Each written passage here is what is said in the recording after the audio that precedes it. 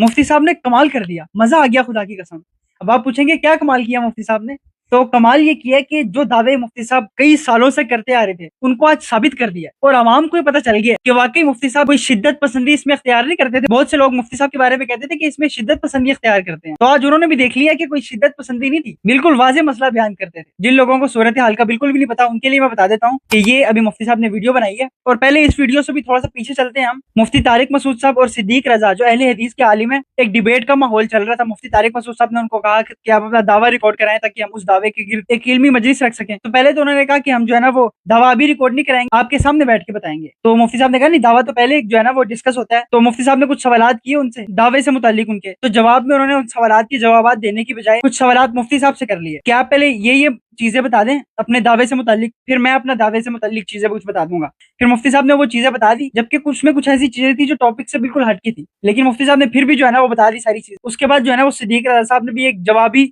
जो है ना वो रिकॉर्ड करवाया क्लिप, जिसमें उन्होंने कहा कि इस क्लिप में मैंने अपना दावा क्लियर करके बता दिया। और जब उस क्लिप को मुफ्ती साहब ने समझा और खोल के हमारे सामने पेश किया तो ये बात रोजे रोशन की तरह वाज़ेह हो गई कि अहले हदीसों के पास तीन तलाक के मसले पर कोई दलील नहीं है। हम उस क्लिप में देखते हैं वो अहले हदीस जो अहले हदीसों का मुनाजिर है, और मुनाजिर जो होता है ना उसको तो बड़े अल्फाज पकड़ने भी आते हैं और अल्फाज तो बनाने भी आते हैं, लेकिन क्या इतनी इतनी बड़ी गलतियां कर दी उन्होंने अपना दावा एक्सप्लेन करते हुए कि जिससे बात रोजे रोशन की तरह वाज़ेह हो गई कि मुफ्ती साहब ये जो बातें करते थे ना कि अहले हदीसों के पास कोई दलील नहीं है, मैंने इस मसले में मुकम्मल तहकीक की है, मुफ्ती साहब कहते थे। तो आवाम तो बहुत सारी ये समझ सकती है ना कि अपनी राय इन्होंने पेश करनी है तो बहुत सारी बढ़ा चढ़ा के मुबालगा करके पेश कर सकते हैं, लेकिन मुफ्ती साहब की इस आखिरी क्लिप में जिसमें उन्होंने वजाहत कर दी कैसे सिद्दीक रजा साहब जो है ना वो अपने दावे में ही कितनी जो है ना वो गलतियां कर रहे हैं, हमें पता चल गया कि मुफ्ती साहब जो कहते थे ना, मैं कॉन्फिडेंटली ये बात करता हूँ कि तीन तलाकें एक ही होती हैं, जो अहले हदीस से फतवा लेकर बीवी को रखेगा वो हराम काम करेगा। तो आज प्रैक्टिकली हमें नजर भी आ गया, और मुझे तो ये लगता है कि शायद सिद्दीक रजा साहब बैठने पर आमादा ना हो, ये मेरी राय है, मेरा तज्जिया गलत भी हो सकता है, लेकिन बहरहाल मुनाजरे से पहले ही मुफ्ती साहब ने बता दिया कि उनका मौकफ कितना मजबूत है, उनके पास इसके दलाइल कितने मजबूत है। और दूसरी तरफ का मौकफ